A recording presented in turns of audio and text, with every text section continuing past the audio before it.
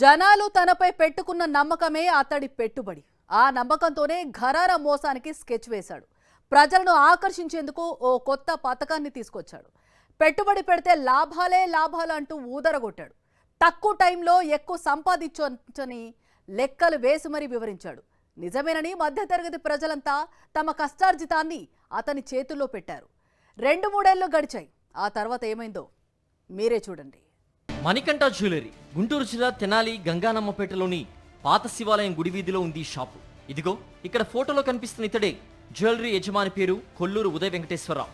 ఓ scheme రూపొందించి జనం నుంచి కోట్లాది రూపాయలు వసూలు చేశాడు. అందిన కాడికి దండుకొని రాత్రికి రాత్రే కనిపించకుండా పోయాడు. బాధితులంతా నాజర్పేటలోని వెంకటేశ్వరరావు ఇంటి వద్ద ఆందోళనకు దిగారు. ఇక్కడి వారందరికీ వెంకటేశ్వరరావు ఎప్పటి నుంచో తెలుసు. ఇతనంటే అందరికీ నమ్మకం. జనాలు తనపై పెట్టుకున్న ఆ నమ్మకంతో మాస్టర్ స్కెచ్ వేశాడు వెంకటేశ్వరరావు.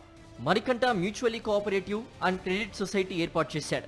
తన వద్ద ₹1,00,000 డిపాజిట్ చేస్తే 6 ఏళ్ల తర్వాత 2 లక్షలు ఇస్తారని ప్రచారం చేశాడు. ఇదేదో బాగుందనుకున్న స్థానిక సామాన్య మధ్యతరగతి కుటుంబాలకు చెందిన వారంతా రెక్కలు ముక్కలు చేసుకుని సంపాదించిన సొమ్మంతా వెంకటేశ్వరరావు చేతిలో పెట్టారు. నెల నెలా డిపాజిట్ల రూపంలో చెల్లించారు. అలా వందలాది మంది నుంచి దాదాపుగా 10 కోట్ల రూపాయలని వసూలు చేశాడు. ఆ తర్వాత ఏమైందో బాధితుల మాటల్లోనే వినండి.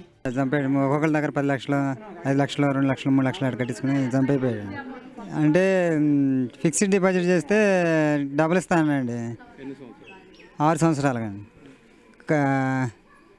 కొంతమంది దగ్గర ప్రామిసరీ నోట్లు పెట్టించుకున్నానండి. ₹2 వడ్డీ లెక్కన. నా దగ్గర 10 లక్షలు తీసుకున్నానండి. నేను 2 లక్షలన్నరేమో ఫిక్స్డ్ చేయించాడండి. ఒక 7 లక్షలేమో ప్రామిసరీ నోటు ద్వారా తీసుకున్నాను. ₹2 వడ్డీ లెక్కన. అట్లా చాలా మంది లెక్క తీసుకున్నారండి. మాకు అసలు ఏమి ఇవ్వలేదండి ఇంత మటుకి. మా గ్రామంలో చాలా మంది కట్టారండి. ఒక 100 మంది దాకా కట్టి ఉన్నారు. మొత్తం ఒక 2 కోట్ల దాకా పెట్టాడండి. చేవలను 2 కోట్లు పెట్టారు. ఆయన మొత్తం 9 నుంచి 10 కోట్ల దాకా పెట్టారంటున్నారు. ఇక్కడ తెనాల్లో కానీ చేవల్లో కానీ, ఇంకా మరి వేరే చోట్ల ఇంకెంత పెట్టారో తెలియదు. ఇంకెక్కువ పెట్టారని చెప్తాను. చేస్తే స్విచ్ ఆఫ్ వస్తుందండి. అంతకుముందర ఒక వారం 10 రోజుల క్రితం వెళ్తే ఇస్తానని చెప్పారు. మళ్ళీ మనం ఫోన్ చేస్తుంటే స్విచ్ ఆఫ్ వచ్చింది. 30వ తారీఖు నుంచి ఫోన్లు ఎత్తట్లేదు. వచ్చి చూస్తే లేరు, వెళ్ళిపోయారని చెప్తున్నారు. తక్కువ టైంలో ఎక్కువ డబ్బు వస్తోందని అత్యాశకు పోయి వెంకటేశ్వరరావు చేతిలో లక్షలకు లక్షలు పెట్టారు ఇక్కడి వారు. బిడ్డల పెళ్లిల కోసం డబ్బు అవసరం పడుతుందని అప్పటిదాకా వెంకటేశ్వరరావు వద్ద పెడితే అధికంగా డబ్బులు వస్తాయని భావించారు కొందరు. లాభం దేవుడెరుగు, ఉన్నది కూడా పోవడంతో బాధితులు ఇప్పుడు లభోదిబోమంటున్నారు. మణికంఠ జ్యువెలరీ వారికి ₹1,00,000 కట్టామండి. బంగారం చేపిద్దామని. ఈ నెల ఇస్తామన్నారండి. 4 రోజుల నుంచి తిప్పుతున్నారండి. అసలు అడ్రస్ లేరండి. ఇంకా ₹1,00,000 ఇచ్చామండి మేము. ఇంకా ఇప్పుడే ఈ నెలలో ఇస్తాము, పిల్ల పెళ్ళి ఇమ్మంటే ఇస్తామన్నారు. ఇలేదు, తలుపు తాళం వేసింది వచ్చేదానికి. అంతే. మా నాన్న పేరు వీరశేఖర్. మా నాన్న 3,70,000 ఇచ్చాడండి. నేను 1,00,000 ఇచ్చానండి.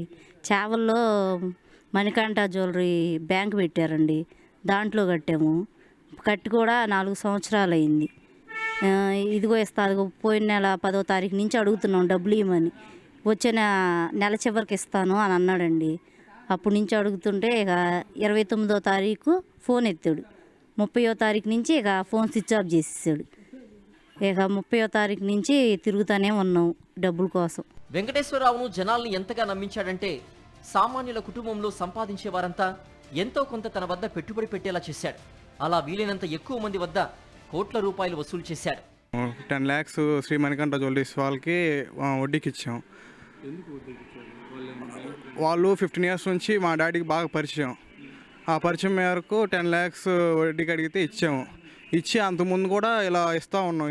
ఇచ్చినప్పుడు తిరిగి ఇస్తూ ఉండి అలా చేస్తూ ఉంటే నమ్మకం మీద 10 lakhs ఇచ్చాము. ఇచ్చిన కొన్ని రోజులకి అడుగుతూ ఉంటే ఇస్తామని చెప్పి ఇవ్వట్లా. అలా కొన్ని రోజులకి మా డాడీ కూడా షాప్ చుట్టూరు తిరుగుతూ ఉన్నా ఇవ్వాల. రేపు ఇస్తాం, ఎల్లుండి ఇస్తాం అని చెప్పి చెప్తూ ఉండేవాళ్ళు.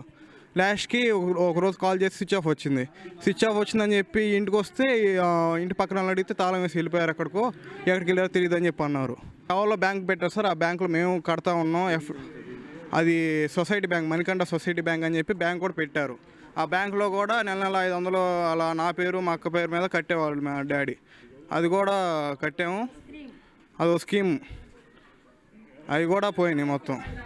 ఘరానా మోసంలో వెంకటేశ్వరరావుతో పాటుగా అతని సోదరుడు మురళీ సైతం ఇందులో పాత్ర ఉన్నట్టు బాధితులు ఆరోపిస్తున్నారు.